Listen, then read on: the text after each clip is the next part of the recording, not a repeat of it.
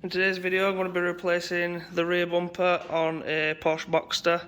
It'll probably apply to the Cayman too.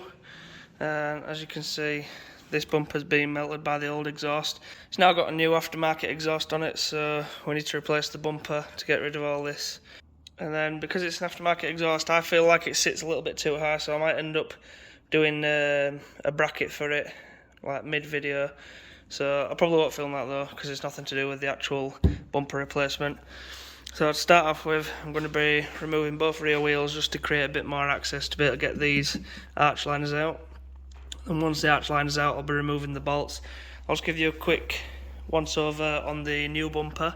So I've got a bolt up here, 2 at the bottom there, 3 in the middle at the top, and then same on this side with the 3 bolts. I think there might be some at the bottom there because there's a little hole there on both sides. I'm not sure if that's just an actual bracket to make the bumper more rigid or something like that. So I guess we'll see when we get into it how many fasteners I've missed off, but that's what I can see so far. So 2 on each side at the bottom, 1 at each side on the top, and then 3 in the middle.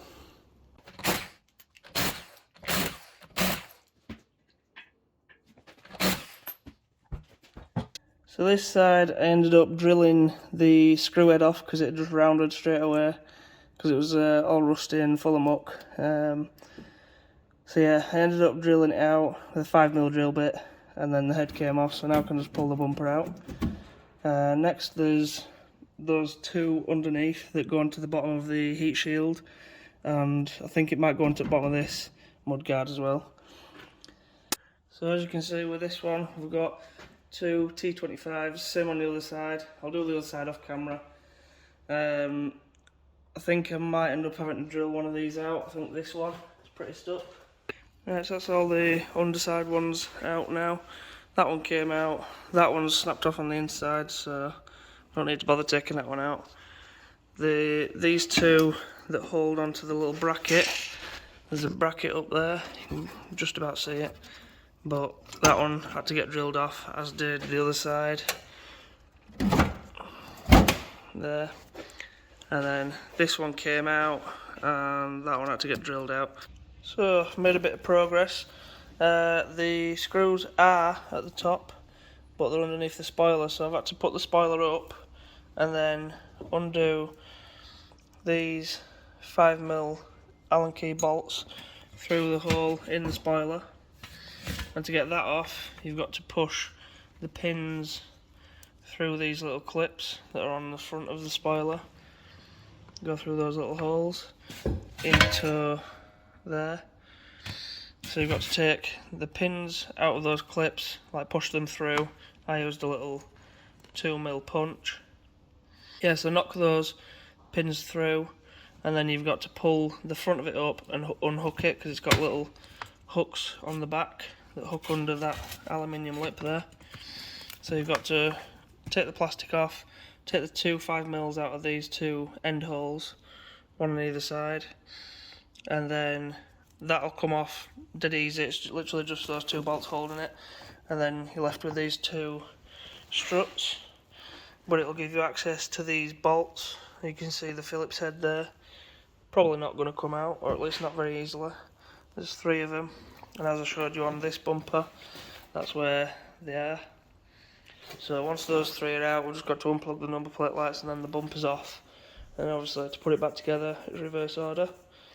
So I'll give you an update once I've got those 3 bolts out. So those 3 bolts are out of the top now, and the bumper's loose, as you can see.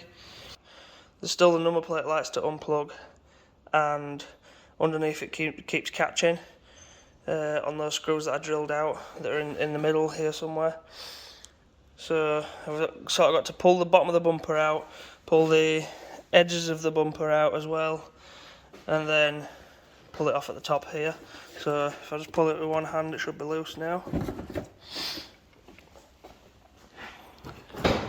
That's that side. And the other side. There we go, it's just fallen off. So now there's just that plug there to unclip. Might be able to do it with one hand whilst I'm filming.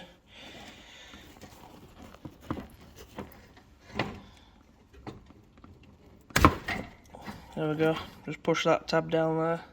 Sometimes you have to push the plug together and then push the tab down and pull it apart, just for it to come apart properly. Don't know what that stuff is. Very sticky though. So yeah, that's the old bumper off now. Now I'm just going to put the new bumper on in reverse order. Fairly simple to do. I'll probably end up drilling out the rest of the stubs, or just drill some new holes and use different bolts or cable ties maybe, just to make sure it's held on as strong as it was before. So that's how to remove the rear bumper. If you're interested in more videos like this, I've also got project cars that I'm going to be doing. I'll see you in the next one. Thanks for watching.